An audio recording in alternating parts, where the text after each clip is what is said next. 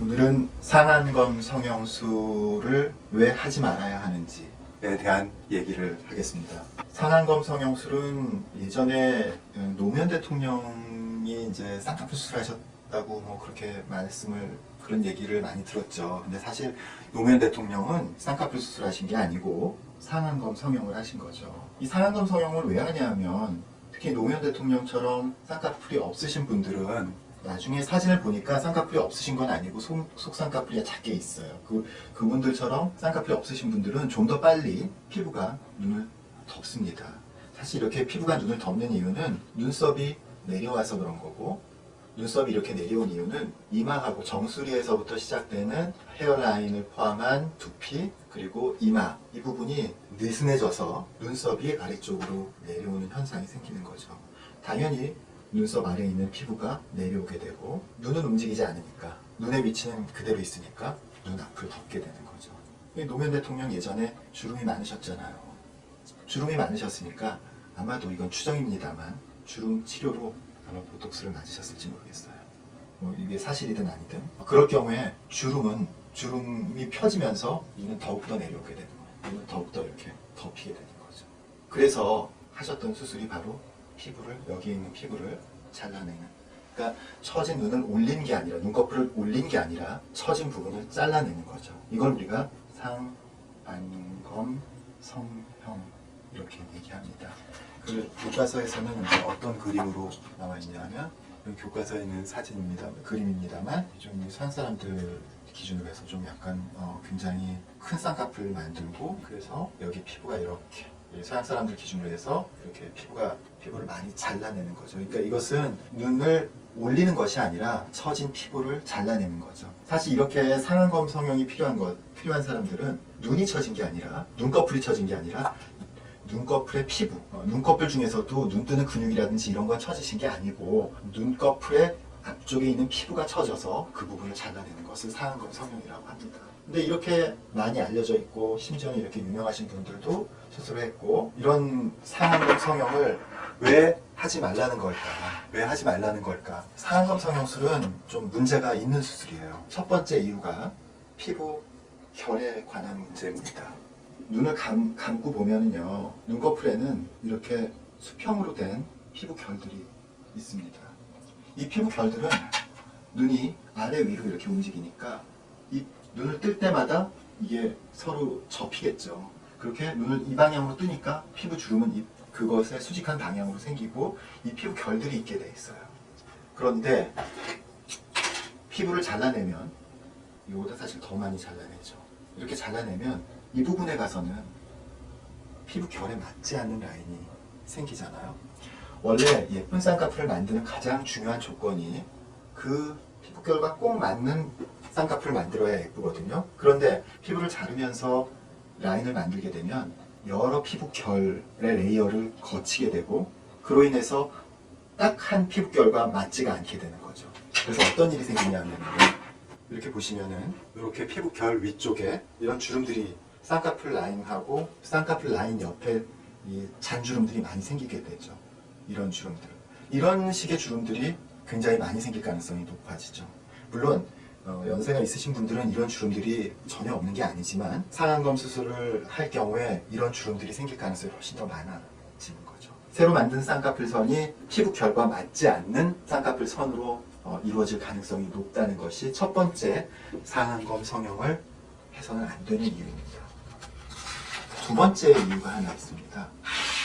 두 번째 이유는 우리 눈에서요, 똑같은 눈꺼풀의 피부라도 이 위쪽에서는 피부가 두껍고 이 아래쪽에서는 얇죠. 그러니까 위쪽 속눈썹 쪽으로, 눈썹 쪽으로 올라갈수록 피부가 두껍고 속눈썹 쪽으로 내려올수록 피부는 얇겠죠. 쌍꺼풀이 피부를 접는 게 쌍꺼풀이거든요. 피부가 이렇게 예쁘게 접히는 게 쌍꺼풀이거든요. 옆에서 보면 이렇게 피부가 접히는 게 쌍꺼풀인데요. 여기가 아주 예쁘게 밀착해서 접혀야 되는데 두꺼운 피부가 쌍꺼풀 접히게 되면 이렇게 두툼한 느낌이 나게 되죠. 그러면 눈을 떴을 때 여기가 두툼한 느낌이 나게 되는 거죠. 이 쌍꺼풀 라인 위쪽이 두툼하게 되는 거죠. 원래 쌍꺼풀은 이렇게 얇은 피부로 이루어져 있을 때 자연스러워요. 그런데 여기서 피부를 자르게 되는 그러니까 희생되는 피부들이 대부분 얇고 예쁜 피부들이에요. 대신에 위쪽에 있는 두꺼운 피부가 내려와서 쌍꺼풀 역할을 하게 되니까 이렇게 두툼한 느낌이 날 수밖에 없죠. 그래서 나이 들어서 쌍꺼풀을 하면 눈이 부리부리하고 어색하다고 그런 얘기 많이 하시잖아요. 그래요. 그 가장 큰 이유가 아까 말씀드린 피부 결에 맞지 않는 것 하나 하고 어색한 이유가 쌍꺼풀이 얇은 피부가 쌍꺼풀을 이루는 것이 아니라 두꺼운 피부가 쌍꺼풀을 이루기 때문에 그런 거죠. 바로 이런 이유 때문에 이 두 가지 이유 때문에 저는 상안검 성형을 그렇게 권하지 않아요. 물론 아주 고령, 한 80대 이후에 아주 고령인 분들은요 피부가 이미 굉장히 얇아져 있어요. 그래서 이렇게 자르더라도 큰 차이가 나지 않아요. 그런데 젊은 올드에이지, 그러니까 예를 들어서 한 50대 초중반, 60대, 심지어는 70대 초반까지도 사실 이렇게 피부를 잘라낸 경우에는 어색한 느낌을 피하기가 어렵거든요. 그래서 저는 이 피부를 쌍꺼풀 선에서 피부를 잘라내는 상안검 성형은 하지 않는 게, 아주 고령이 아니라면 하지 않는 게 좋다라고 생각합니다. 그러면 뭘 하라는 얘기냐? 대안은 두 가지 방법이 있습니다. 지금 여기가 처진 이유는 아까 말씀드린 것처럼 정수리에서부터 시작된 두피, 헤어라인에서부터 시작된 이마, 피부, 눈꺼풀 피부, 이것들이 뼈하고의 연결이 느슨해져서 생기는 현상이거든요. 뼈하고의 연결이 느슨해져서 점진적으로 내려와서 눈을 넘는 현상이거든요. 그러니까 당연히 헤어라인 쪽에서 이마, 눈썹 리프팅 해주는 이마 눈썹 리프팅을 해서 끌어올려주거나, 아니면 이건 좀 이제 사실 전혀 그러실 필요는 없지만 좀 두려워하시는 분들도 있거든요.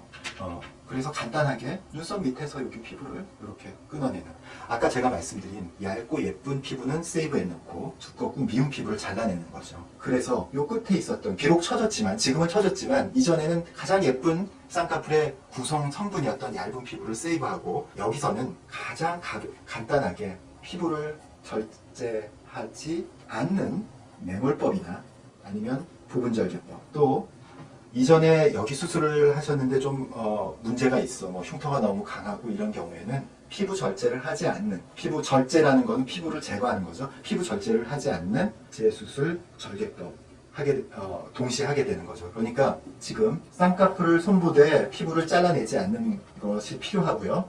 여기서 피부를 잘라내지 않는 대신에 눈꺼풀 아래쪽에서 피부를 줄이든지, 아니면 이건 하지 않고 이 두피 쪽에서 이마 눈썹을 끌어올리든지, 이 방법을 선택하는 것을 권해드리는 거죠. 실제로 이마 눈썹을 리프팅하는 것은 조금 더 큰 수술인 것이 맞지만 대신에 이마도 좋아지고 그런 효과가 있죠.